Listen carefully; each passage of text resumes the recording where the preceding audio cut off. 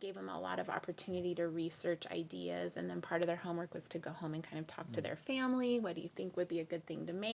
It was interesting because what they thought they really wanted to do, after we did a little bit more research about like, well, who's your target audience and what's the market, sometimes that changed because you would hear conversations like, well, a TKer isn't going to want to buy that, like, and so it's interesting that until they made that final decision, there was a lot of like change.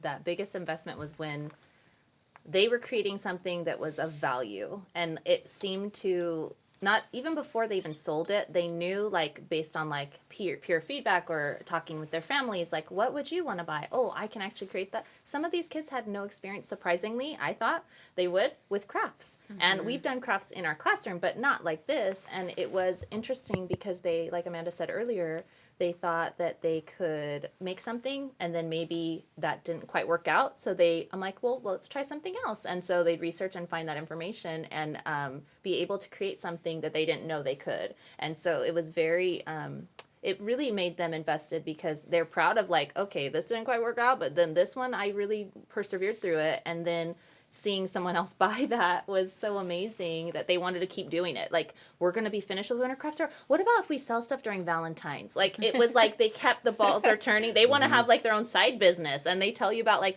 oh, I made this. Maybe next year you guys can work on this, or I can come back and help. And so they really have that investment, and they know that it is kind of like a fifth grade thing, but I hope that those skills, those entrepreneurial skills and the business skills, like kind of extend through, later on in life too. It's kind of like a fifth grade legacy thing because there were some seventh graders, which were our first group, and I heard them talking to one of our seventh grade teachers, and they said, well, fifth grade did a way better job than we did when we started it. And so it was that whole conversation of, well, it was just starting, and each year it's growing bigger and bigger and bigger.